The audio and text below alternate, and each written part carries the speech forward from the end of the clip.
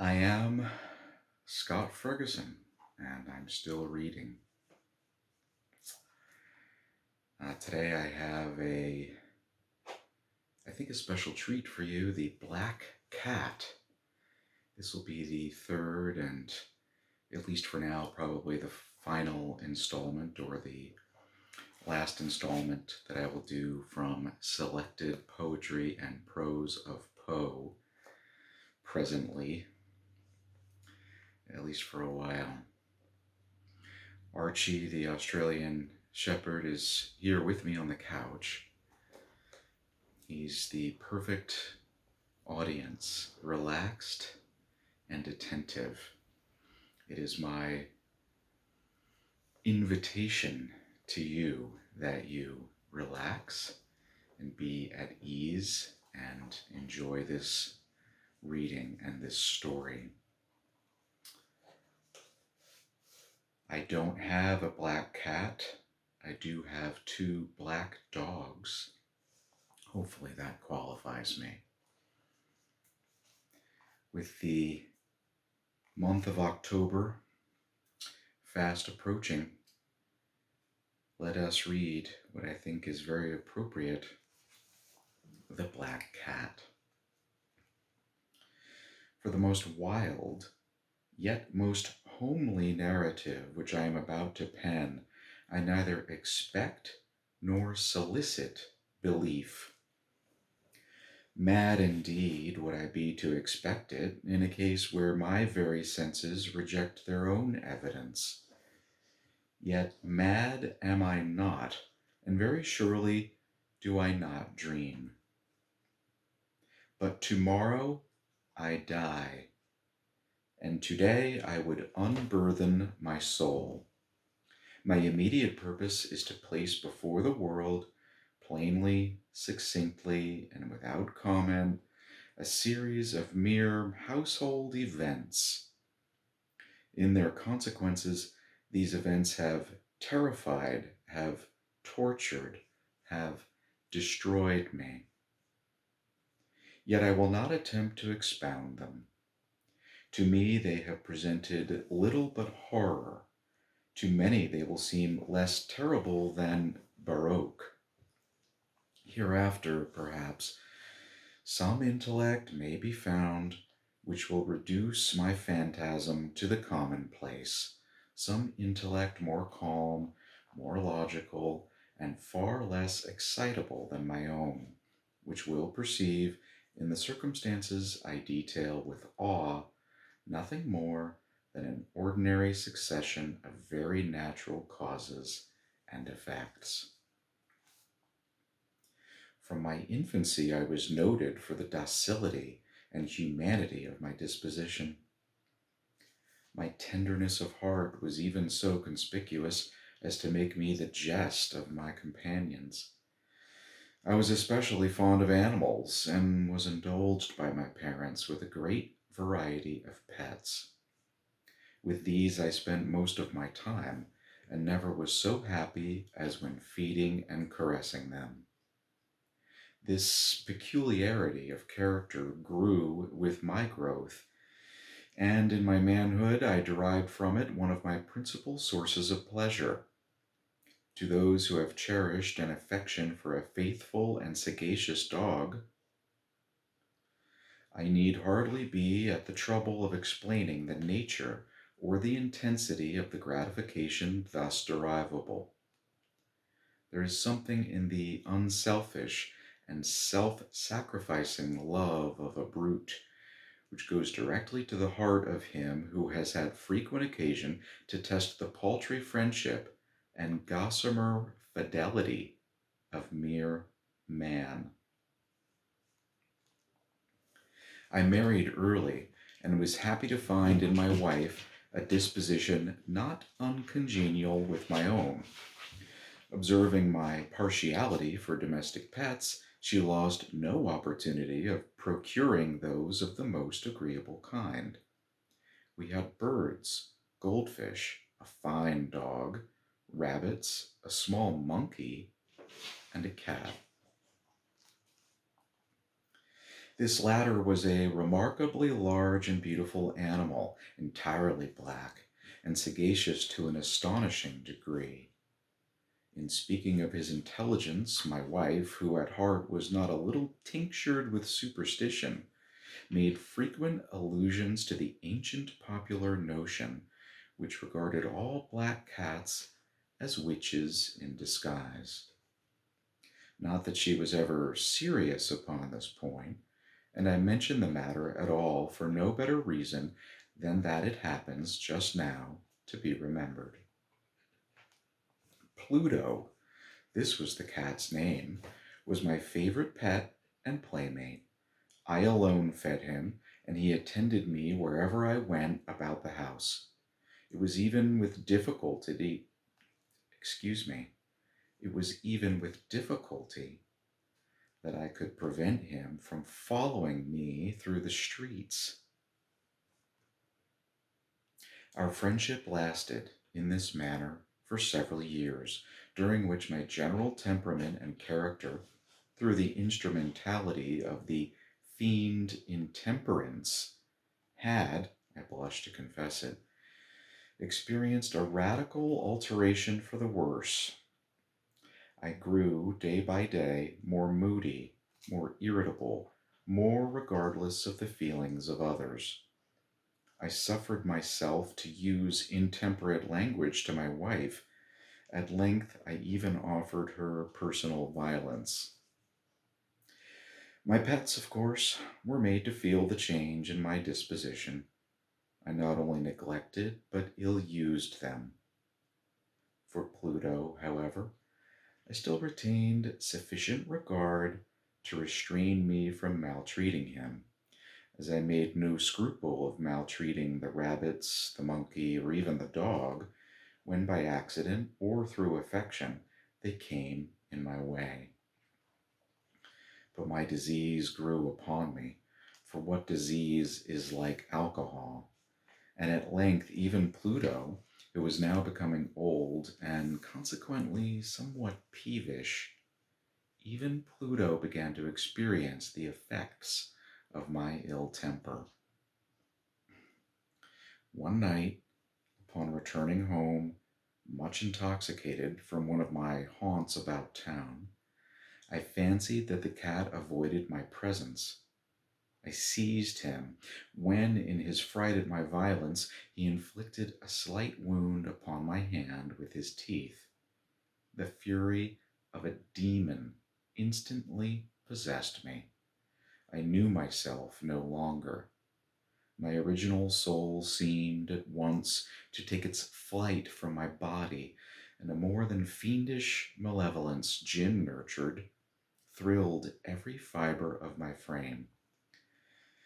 I took from my waistcoat pocket a penknife, opened it, grasped the poor beast by the throat, and deliberately cut one of its eyes from the socket.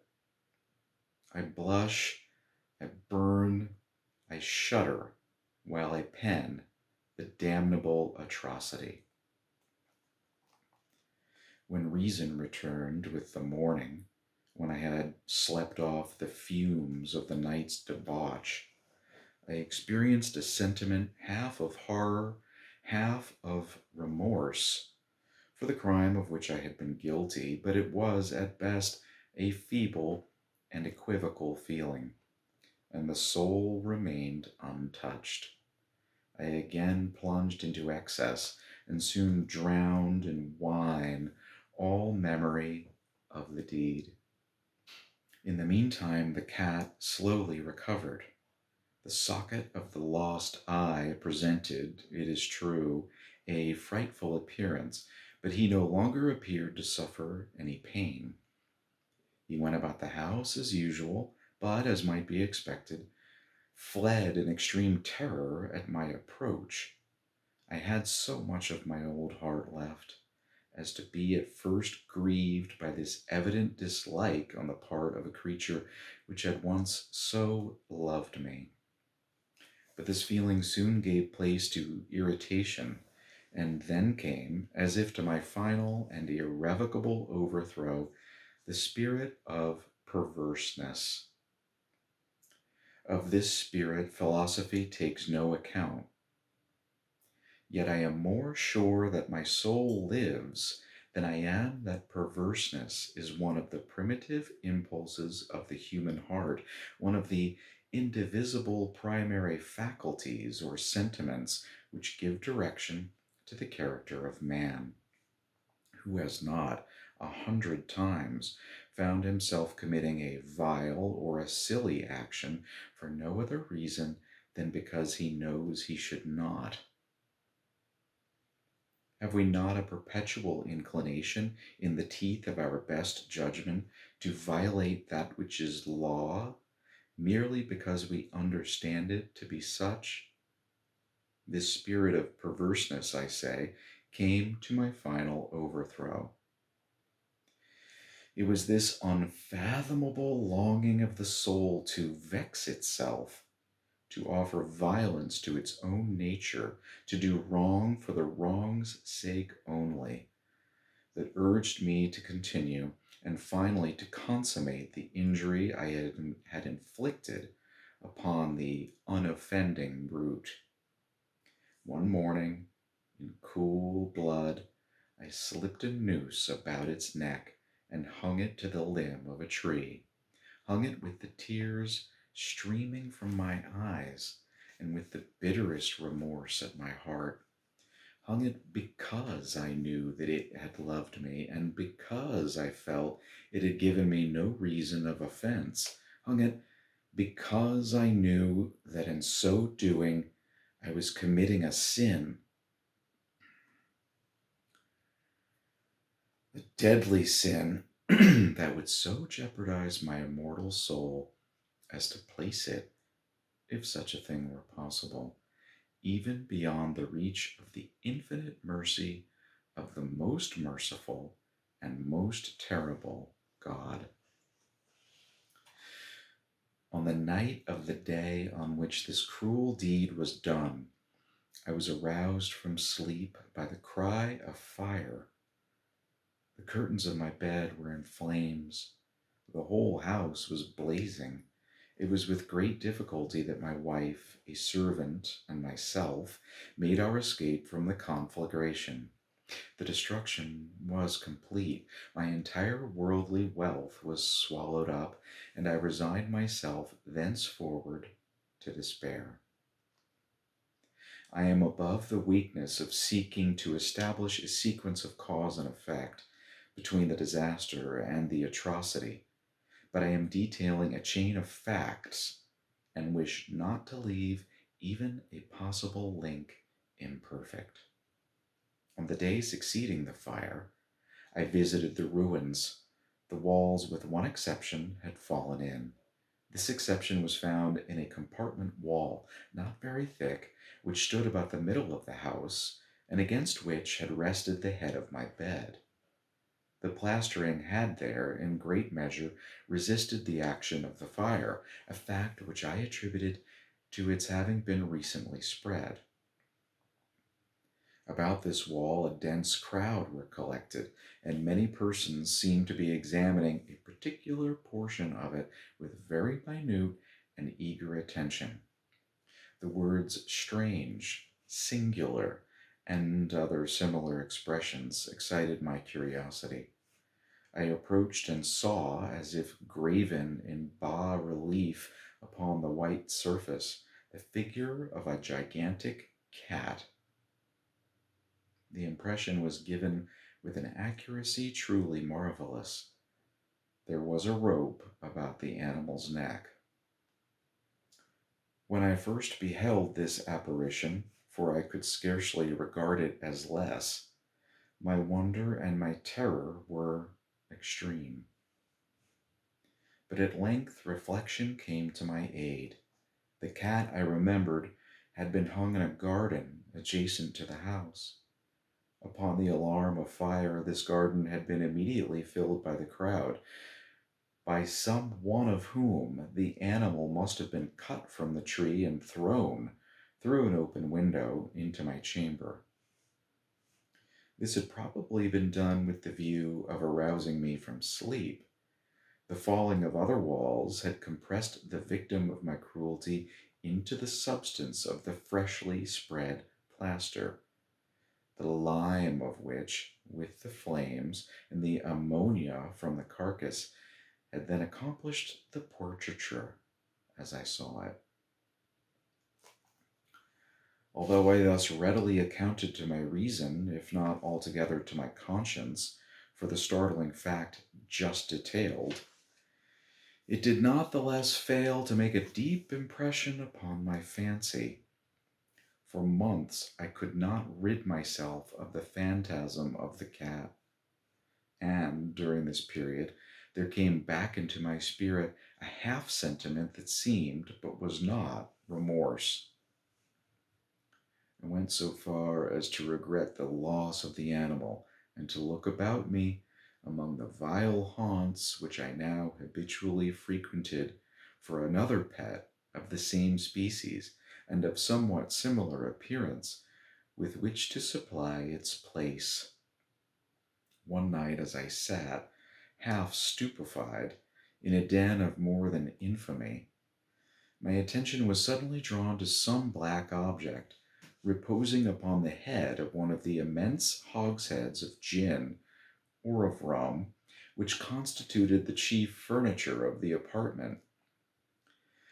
I had been looking steadily at the top of this hogshead for some minutes, and what now caused me surprise was the fact that I had not sooner perceived the object thereupon. I approached it and touched it with my hand. It was a black cat, a very large one, fully as large as Pluto, and closely resembling him in every respect but one. Pluto had not a white hair upon any portion of his body, but this cat had a large, although indefinite splotch of white covering nearly the whole region of the breast. Upon my touching him, he immediately arose, purred loudly, rubbed against my hand, and appeared delighted with my notice. This, then, was the very creature of which I was in search. I had once offered to purchase it of the landlord, but this person made no claim to it, knew nothing of it, had never seen it before. I continued my caresses, and when I prepared to go home, the animal evinced a disposition to accompany me. I permitted it to do so, occasionally stooping and patting it as I proceeded. When I reached the house, it domesticated itself at once and became immediately a great favorite with my wife. For my own part, I soon found a dislike to it arising within me. This was just the reverse of what I had anticipated, but I know not how or why it was. Its evident fondness for myself rather disgusted and annoyed. By slow degrees, these feelings of disgust and annoyance rose into the bitterness of hatred. I avoided the creature, a certain sense of shame and the remembrance of my former deed of cruelty preventing me from physically abusing it. I did not, for some weeks, strike or otherwise violently ill use it, but gradually, very gradually, I came to look upon it with unutterable loathing and to flee silently from its odious presence as from the breath of a pestilence. What added, no doubt, to my hatred of the beast was the discovery, on the morning after I brought it home, that, like Pluto, it also had been deprived of one of its eyes. This circumstance, however, only endeared it to my wife, who, as I have already said, possessed in a high degree that humanity of feeling which had once been my distinguishing trait and the source of many of my simplest and purest pleasures. With my aversion to this cat, however, its partiality for myself seemed to increase. It followed my footsteps with a pertinacity which it would be difficult to make the reader comprehend. Whenever I sat, it would crouch beneath my chair or spring upon my knees, covering me with its loathsome caresses. If I arose to walk, it would get between my feet and thus nearly throw me down, or, fastening its long and sharp claws in my dress, clamber in this manner to my breast. At such times, although I longed to destroy it with a blow, I was yet withheld from so doing, partly by a memory of my former crime, but chiefly, let me confess it at once, by absolute dread of the beast. This dread was not exactly a dread of physical evil, and yet I should be at a loss how otherwise to define it.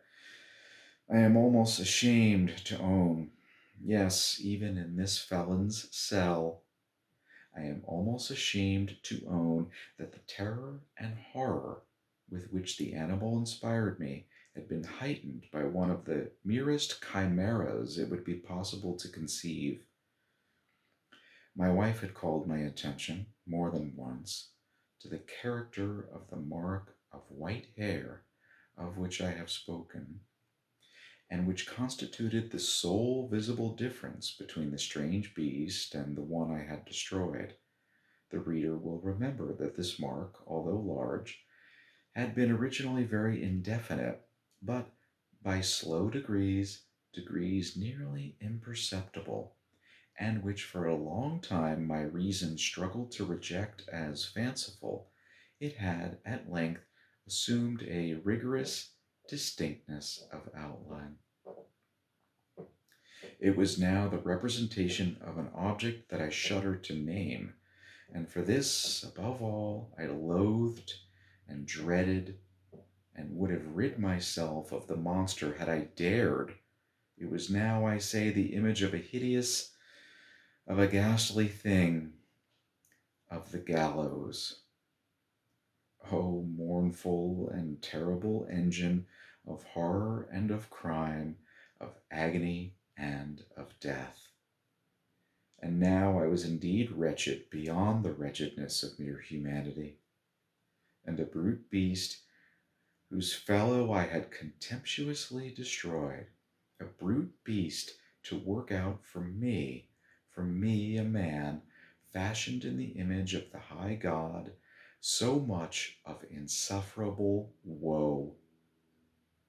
Alas, neither by day nor by night I knew the blessing of rest any more.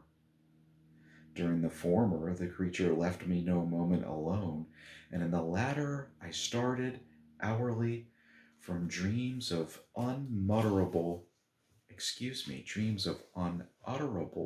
fear, to find the hot breath of the thing upon my face and its vast weight, an incarnate nightmare that I had no power to shake off, incumbent eternally upon my heart.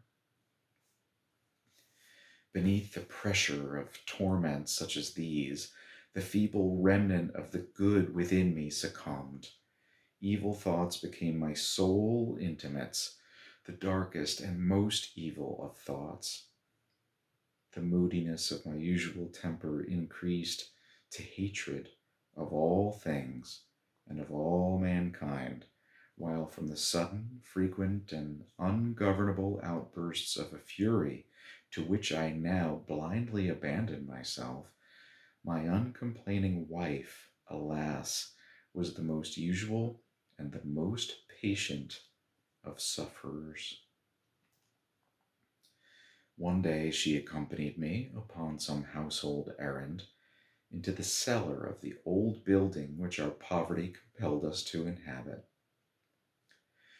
The cat followed me down the steep stairs, and, nearly throwing me headlong, exasperated me to madness. Uplifting an axe, and forgetting, in my wrath, the childish dread which had hitherto stayed my hand, I aimed a blow at the animal, which of course would have proved instantly fatal had it descended as I wished.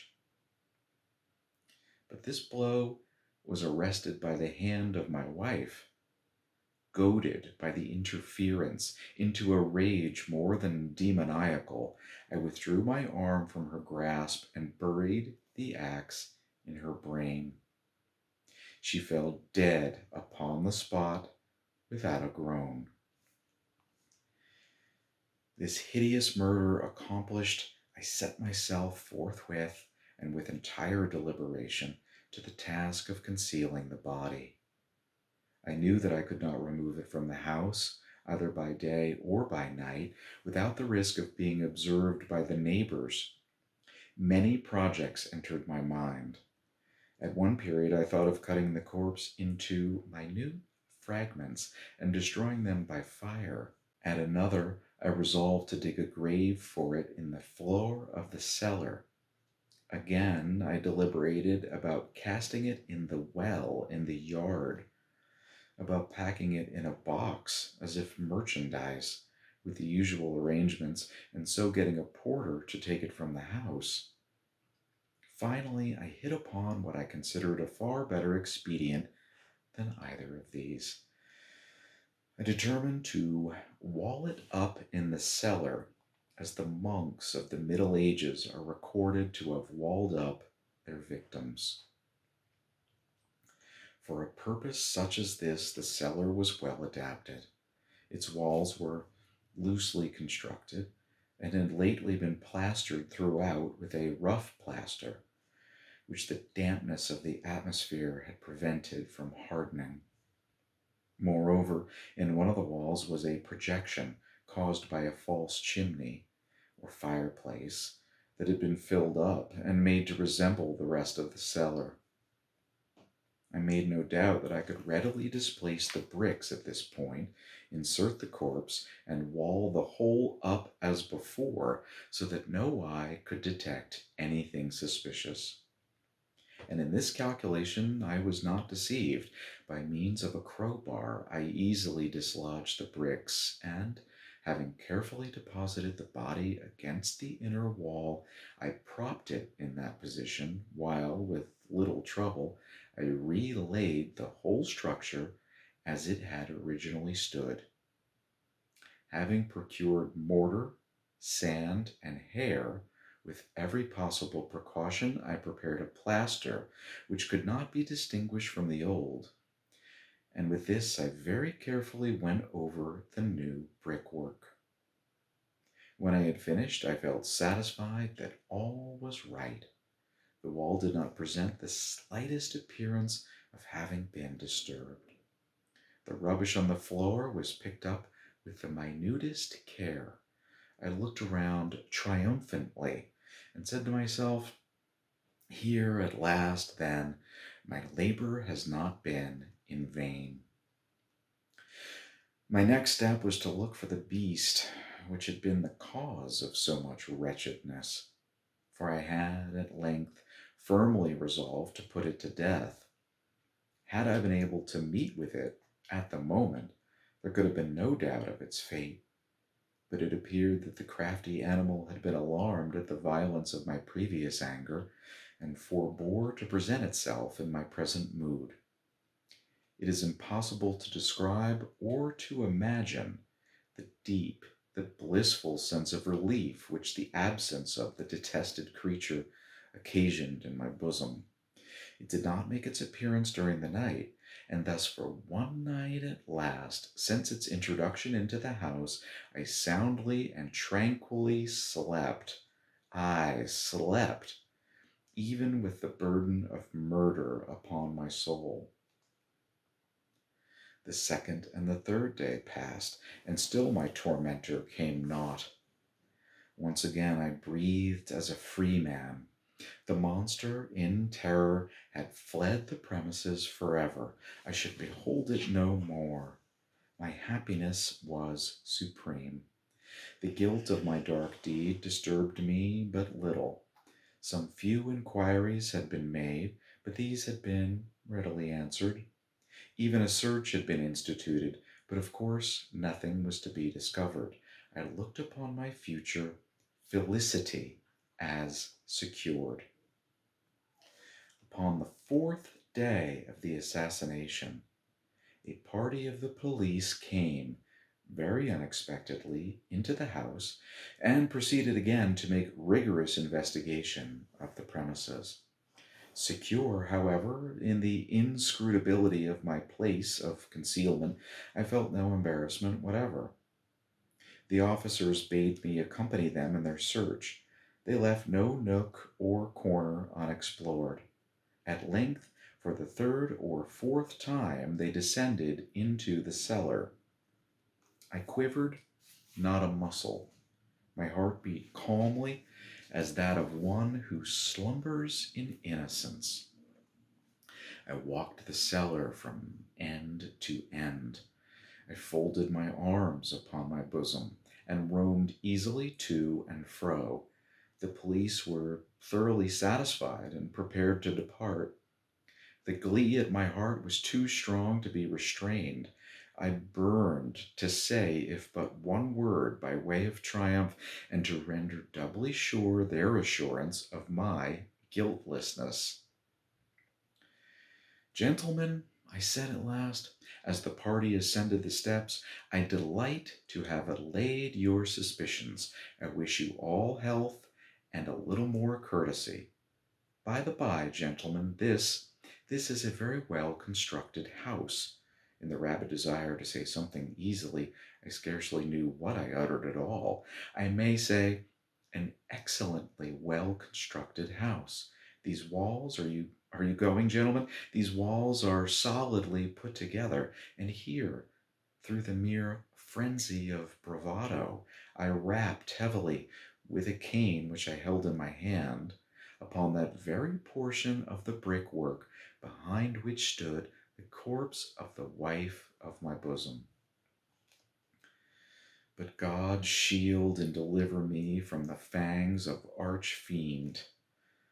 No sooner had the reverberation of my blows sunk into silence than I was answered by a voice from within the tomb, by a cry at first muffled and broken, like the sobbing of a child, and then quickly swelling into one long, loud, and continuous scream, utterly anomalous and inhuman, a howl, a wailing shriek, half of horror and half of triumph, such as might have arisen only out of hell, conjointly from the throats of the damned in their agony and of the demons that exult in the damnation. Of my own thoughts it is folly to speak. Swooning, I staggered to the opposite wall. For one instant, the party upon the stairs remained motionless through extremity of terror and of awe. In the next, a dozen stout arms were toiling at the wall. It fell bodily.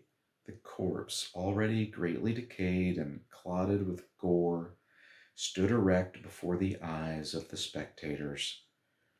Upon its head, with red extended mouth and solitary eye of fire, sat the hideous beast whose craft had seduced me into murder and whose informing voice had consigned me to the hangman. I had walled the monster up within the tomb. And so, dear listeners and watchers, that ends The Black Cat by Edgar Allan Poe. I thank you very much indeed for watching and for listening.